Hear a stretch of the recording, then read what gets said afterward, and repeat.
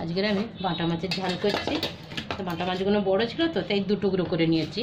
কড়াইয়ে তেল দিয়েছি, তেলটা গরম হয়ে গেছে, মাছগুলো আমি ভেজে নিচ্ছি।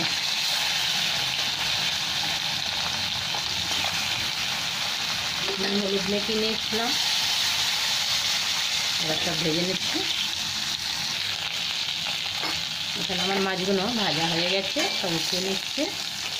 এই তেলের মধ্যে অল্প একটু তেল দিতে হবে। কালো জিরাটা আমি দিয়ে দেবো, কালো জিরে, কাঁচা লঙ্কা আর পেঁয়াজ দেবো। মাছগুলো ভাজা হয়ে গেছে, এবার একটু সর্ষের তেল দিয়ে দিচ্ছি আমি। তেলটা একটু গরম হবে, তারপরে কালো জিরে দিয়ে দেবো। এখানে আমার তেল গরম হয়ে গেছে, কালো জিরেটা দিয়ে দিলাম। এবার দুটো কাঁচা লঙ্কা দিচ্ছি।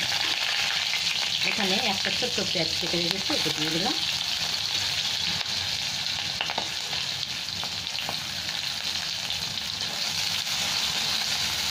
পেঁয়াজটা একটু ভেজে নেবো লাল লাল করে।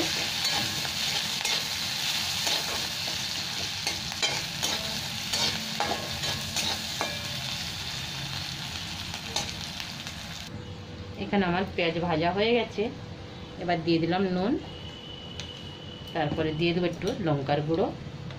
তেলের মধ্যে লঙ্কার গুঁড়ো দিলে কালারটা খুব সুন্দর আসে।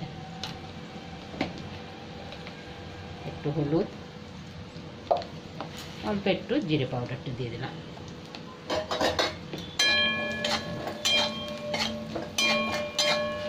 এবার একটু আমি টমেটো পিউরি দিয়ে দিলাম।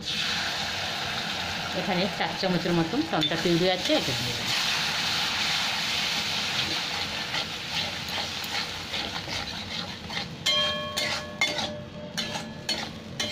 তেলটা ছেড়ে দিলেই আমি জল দিয়ে দেবো। এখানে মশলার থেকে তেল ছেড়ে দিয়েছে, এবার আমি জলটা দিয়ে দিলাম।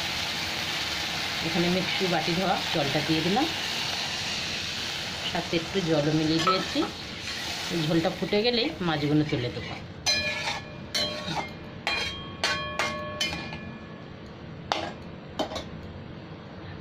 এখানে ঝোলটা ফুটে গেছে, মাছগুলো সব উঠে দিয়ে দিলাম।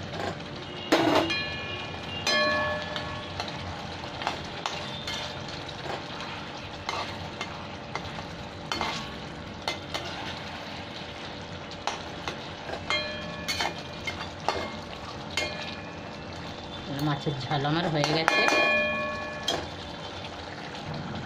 এখানে আমার মাছের ঝালটা হয়ে গেছে, এবার আমি গ্যাসটা বন্ধ করলাম।